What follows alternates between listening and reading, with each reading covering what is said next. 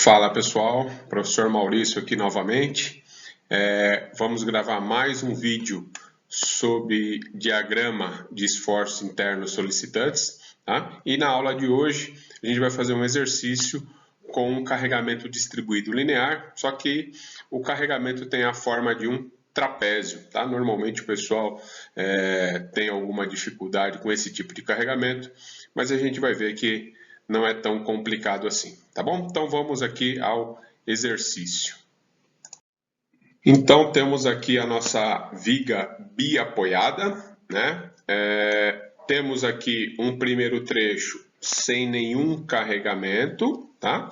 E esse segundo trecho, uma carga distribuída linear, tá? Essa carga distribuída está na forma de um trapézio, né? Cuja altura inicial desse trapézio é 200 newton por metro e a altura final 400 newton por metro. Tá bom? O jeitão de resolver é muito parecido com os exercícios anteriores, tá? Inclusive a gente começa com o mesmo passo, ou seja, identificar quais são as reações de apoio que devem ser calculadas. Então, quais são as reações de apoio? A gente tem uma reação de apoio vertical ali no ponto A, né? Então um apoio ali do tipo rolete, um apoio móvel, tá? E do lado direito aqui, ponto B, a gente tem um apoio fixo, tá? Então são duas restrições que aparecem, tá certo? Para calcular essas reações, lembra lá, né? Toda vez que tiver uma carga distribuída, não importa que o jeitão que ela aparece, a gente vai ter que calcular uma carga equivalente, certo? Então essa carga equivalente pode ser calculada de duas maneiras. Você pode encarar essa figura como uma figura única, do jeito que ela é, ou seja, um trapézio, calcula a área do trapézio, só que aí você tem que localizar a força equivalente no centroide desse trapézio, tá? Então você teria que localizar a posição do centroide. Uma outra maneira um pouco mais simples, né, seria o quê? O que eu vou fazer aqui, ó, a gente pega, divide essa figura trapézio em duas áreas que a gente já conhece, que a gente faz toda hora, ou seja, um retângulo com altura constante de 200 e um triângulo na parte aqui de cima, tá? É claro que ele não vai ficar com a altura de 400, né? Qual que vai ser a altura se você pegar e contar que o triângulo começa nesse bico aqui, ó, daqui para cima? A altura do triângulo vai ser 200 ao invés desses 400 que está aparecendo. Ou seja, você dividiu a figura em duas, tá bom? Então você vai ter uma carga equivalente para o retângulo, que vai dar 600, e uma carga equivalente para o triângulo, que vai dar 300 newtons, tá bom? Então vamos ver como que a gente calcula. Então, representando primeiro a do retângulo. Então o retângulo tem uma base igual a 3 e uma altura constante de 200. Então 200 vezes 3 vai dar 600, tá certo? A outra figura é um triângulo. Lembra lá, né? A gente dividiu a figura em duas. Então, a altura do triângulo, ao invés de 400, vai ser 200. Então, a gente tem a altura de 200 vezes 3, dividido por 2, porque é a área do triângulo. Tá certo? Então, 200 vezes 3, 600, dividido por 2 vai dar 300 newton. Muito bem. O próximo passo é a gente fazer aí, né, o cálculo, ou seja, a soma. Então, a soma de forças em x igual a zero, bx vai dar zero. A soma de forças em y, considerando que tudo que tiver para cima é positivo, né, vai dar AY mais BY menos 600 menos 300, e a gente vai ficar com essa equação, ó, AY mais BY é igual a 900 newton. Tá? Então, eu preciso de mais uma equação para a gente determinar essas reações. Então, eu vou fazer aqui a soma de momentos em torno do ponto A. Eu tenho considerado aqui que tudo no sentido horário vai ser positivo, tá bom? Então, em relação ao ponto A, se girar horário é positivo. tá? Então lembra lá, a gente dividiu a figura em duas, né? Então apareceu essa carga equivalente de 600 referente ao retângulo. O retângulo, ele é posicionado no CG aqui, né? Então, o retângulo vai me dar uma distância de 1,5 m para cada lado, tá certo? Então, 600, né? Essa distância de 600, ou da força de 600, até chegar ao ponto A, vai ser quanto? Vai ser 1,5 m desse pedacinho, mais 3, ou seja, 4,5 que aparece aqui, tá bom? Para o triângulo, lembra lá, né, aquela relação de 1/3 e 2/3 que a gente falou no vídeo anterior. Você tem aqui um ângulo reto, a partir do ângulo reto você tem 1/3, ou seja, do ponto B até a carga, você vai andar 1 metro.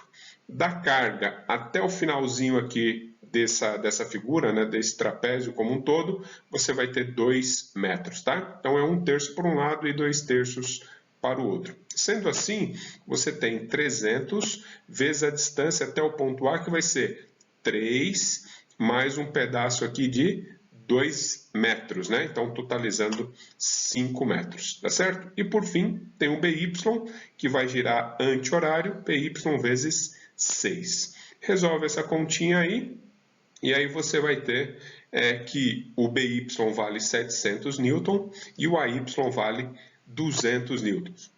Tanto um quanto o outro deu positivo, significa que a gente adotou corretamente o sentido dessas reações, tá certo? Então, daqui para frente, a gente vai separar a viga em trechos e a resolução vai ser idêntica aos outros exercícios que a gente já fez, tá bom? Então, vamos lá. Só chamei aqui, né, as reações que a gente calculou no trecho anterior, tá? E agora eu vou cortar no primeiro trecho, tá? Então eu só coloquei aqui uma letra C para facilitar a identificação dos trechos que a gente vai avaliar. Então o primeiro trecho é o trecho de A para C. Então faz um corte, identifica lá o X, né? Então cortei aqui, cortei antes de aparecer o trapézio.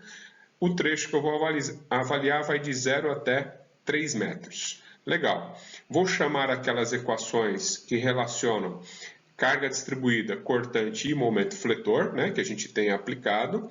Tá? E para o trecho AC, a cortante vai ficar bem fácil de fazer, por quê? A cortante, na equação geral, ela depende das cargas verticais e da carga distribuída. Dá uma olhada, esse trecho tem alguma carga distribuída? Não tem. Então você cancela esse termo. Cancelando esse termo, a cortante do trecho AC só depende da vertical do ponto A. Olha lá, 200. Tá? Então, vou clicar aqui para avançar o resultado. Percebam que a cortante do trecho AC vale 200 newton.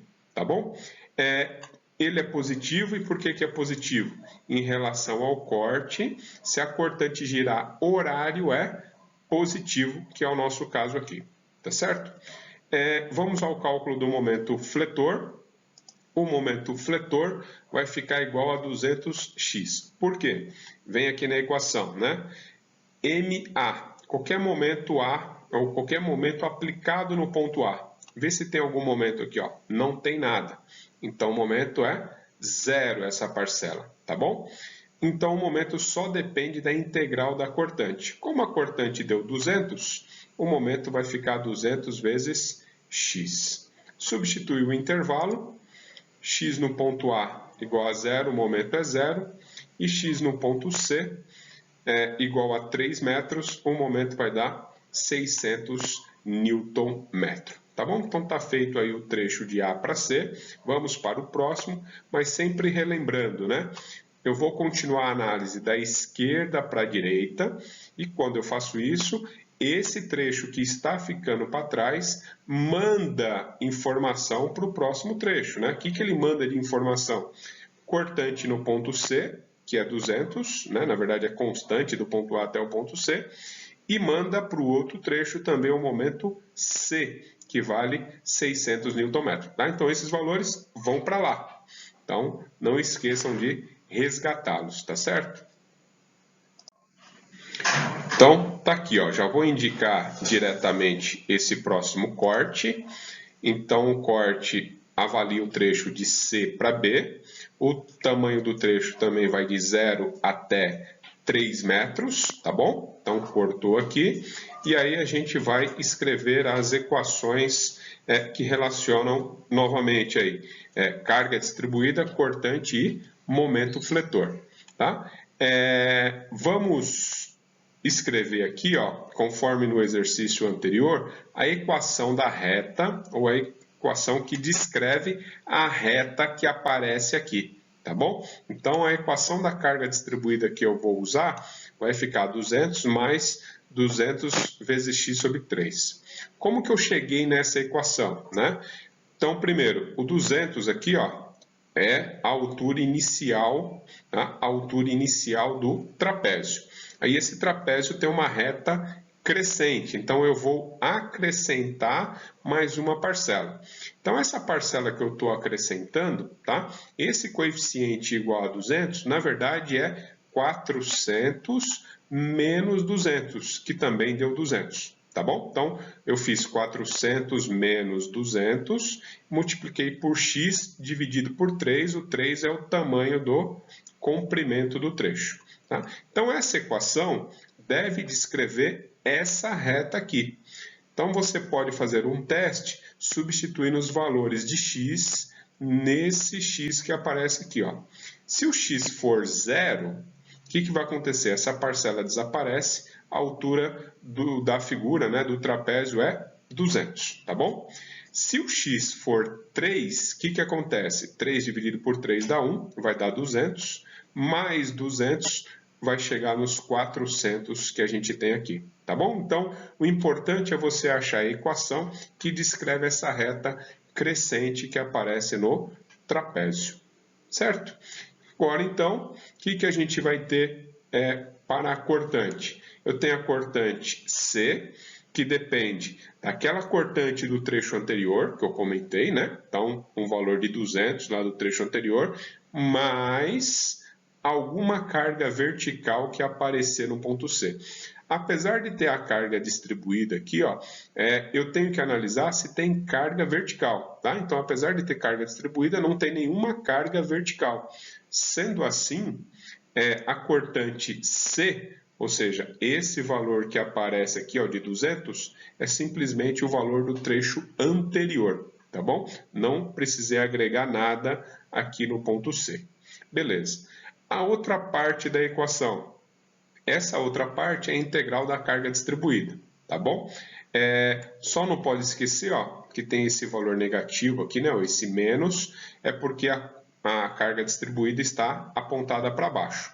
Então, como aqui era tudo positivo, os termos, eu já coloquei o sinal negativo aqui, ó, né, nos dois termos, tá bom? Então, integrei o primeiro, deu menos 200x, integrei o segundo, deu menos 200x² dividido por 2 vezes 3, que dá 6.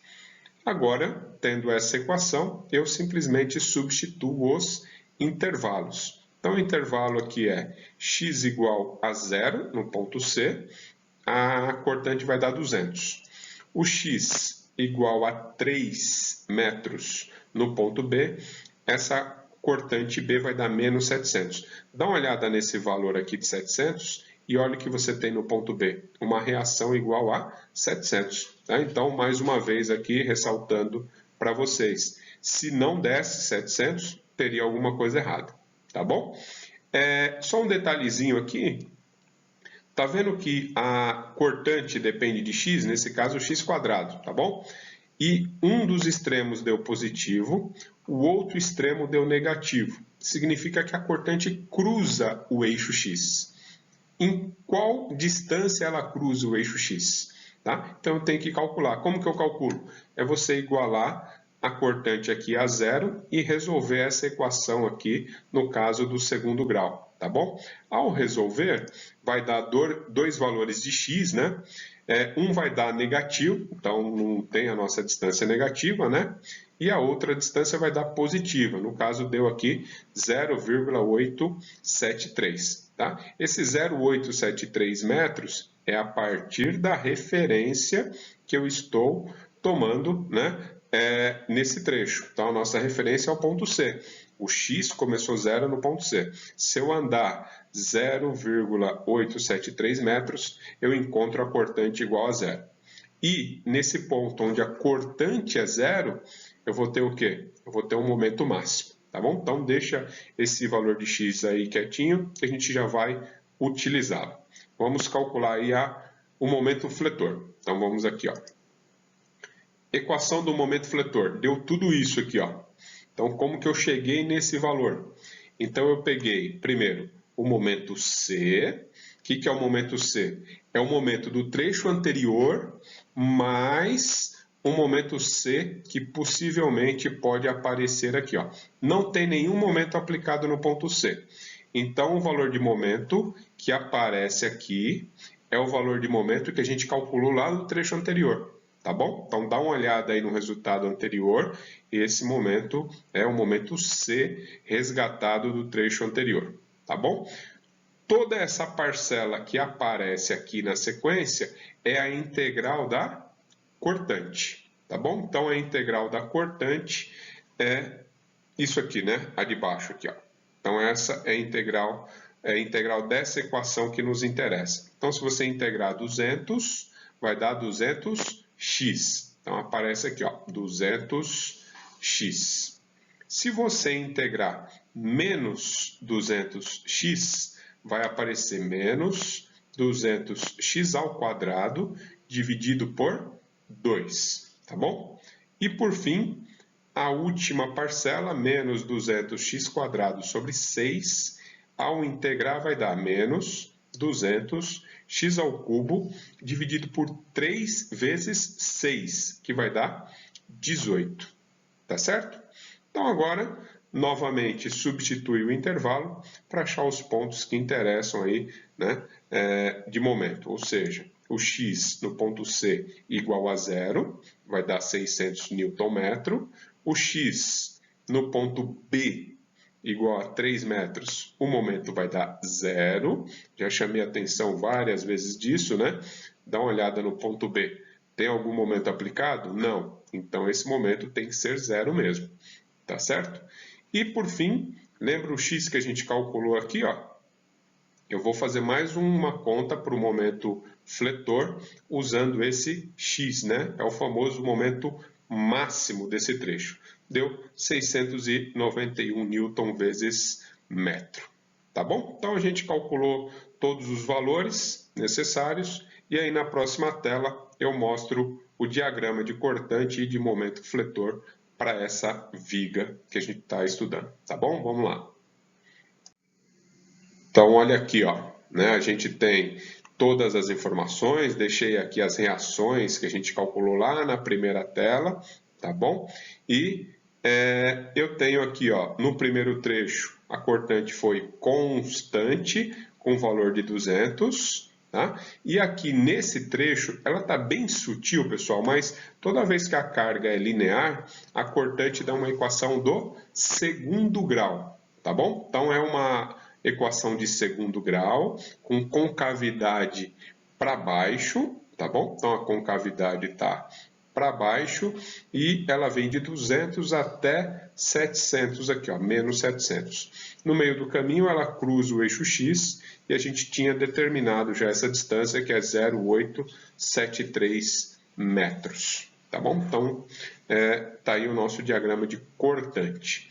O diagrama de momento fletor, né, a gente tem o diagrama partindo de zero, ele é uma reta, né, então ele é sempre um grau acima, né, acima da cortante, ele veio até 600, e aí o próximo trecho, como a cortante é a equação do segundo grau, é uma equação do terceiro grau aqui, tá bom? Então ela foi de 600 para 691 e depois caiu para zero.